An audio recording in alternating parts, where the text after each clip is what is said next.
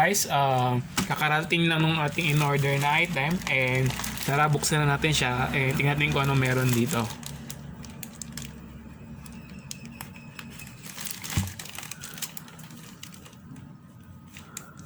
So tingnan natin kung ano tong binili natin. SanDisk. So ang binili natin ngayon is itong paper nito. So we have here the SanDisk external hard drive na SSD. So open na natin. Naka-bubble wrap siya. So it just comes with a plastic, kasi naka-box. Pero naka-enclose naman sa bubble wrap yung item natin.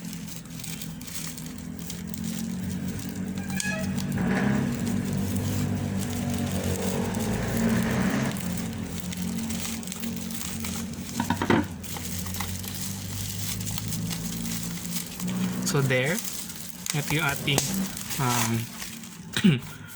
SanDisk Extreme Portable SSD 2. Ito yung version 2. So mas mabilis siya mag-copy.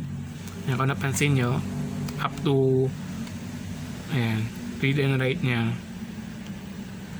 almost 1 gig. So sa left side, so you have SanDisk Portable SSD. So USB Type-C ang interface niya to Type A. And Gen 2 na yung gamit niya, 10 gig. USB 3.0, USB 2.0 compatibility, OS. Ayan. So what's in the box? So Type-C to Type-C cable, adapter, the SSD, and some manual. Ito yung front niya. Ito yung sa right side, sa baba, and sa likod. So it comes with a case, hard case. So I think this is cool. So you have the hard case.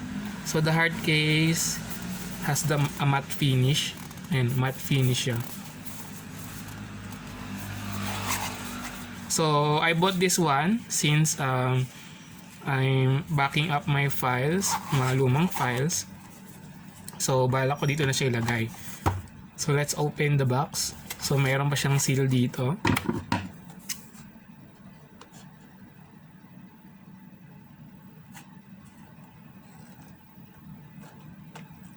Dapat cutter ginamit ko. So kunin natin yung cutter.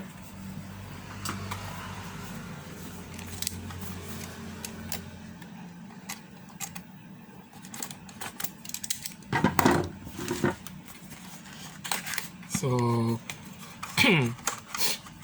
ito na siya. Ayan. So you have our SSD here. Meron siyang plastic here. Ayan, ano na siya, wrap. And then you have the paper materials and the cable. So medyo maiksi yung ano niya. Kasamang charging, kasamang cable.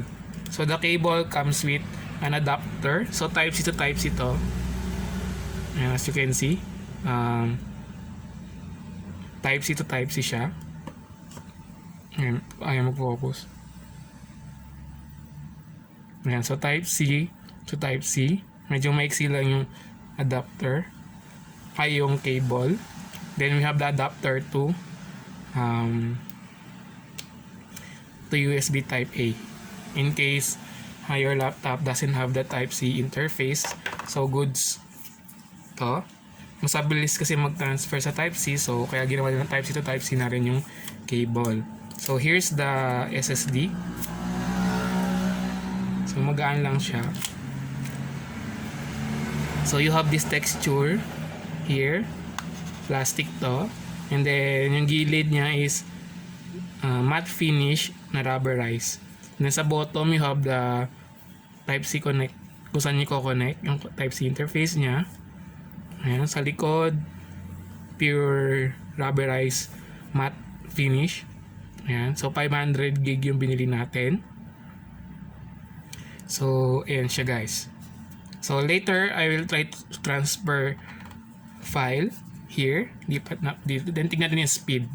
Kung gaano siya kabilis. So sukatin lang natin itong cable para makita niyo yung sukatin lang natin yung cable para makita niyo yung size niya. So ito yung ruler natin. Yung wagang ruler natin. Makita niyo yung length simula sa dulo. So nasa 6 inches lang siya, kasama na yung head. Ayan. So if you want a longer cable, so you can buy naman. And sukatin natin yung SSD. So ang size niya is, ang height niya is around 4 inches, less than pa nga.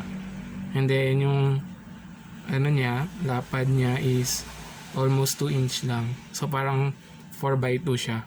Ayun, manipis lang siya. So ayun, manipis lang niya.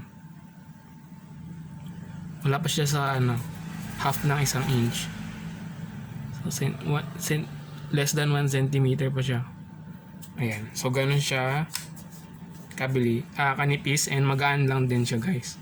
So handy siya if you need to travel and you need to bring this to save your files if you're working, especially yung mga video editor, yung mga photo editor. So isang after nila mag-take, they need to transfer the files.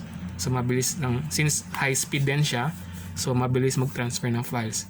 So tara, tingnan natin kung paano siya mag-transfer. So before pala natin siya tingnan sa transfer, so ito pala yung case niya. So sa loob, pag binuksan nyo, merong net dito where you can put the adapter and the cable here. Tingnan natin kung kakasya. So kaya din siguro maiksi yung para kasya yung cable. So and then dito sa other side, you have yung rubberized niya, lock. So iipit niya doon yung SSD natin. Then close. So sakto lang siya. Then you can bring this on hand. Ayan. So tingnan natin yung transfer niya. So hello guys, I already plugged in the our SSD. So I used the adapter. So we can have a typical setup ng PC. So para USB Type A. So yung USB Type A ko dito is 3.2 Gen 1. So yun yung specs ng laptop port. So and here is our SSD. Ito siya, guys. So buksan na natin, and then I will copy my folder here. Ito. So 12 gig tong folder. So let's see kung gaano kabilis siya mag-transfer. So I'll drag this one here. So tingnan natin kung gaano kabilis.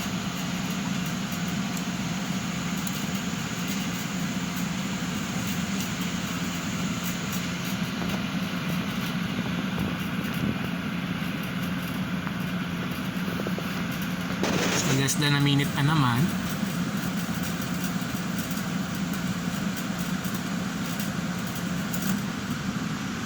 So mukhang di aabot ng 1 minute to.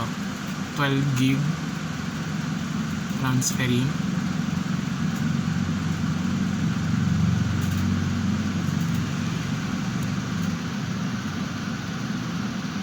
And done. So that's nice. With the Type A port na meron tong laptop na ginamit ko, it was able to transfer the folder with 12 gig capacity, less than a minute.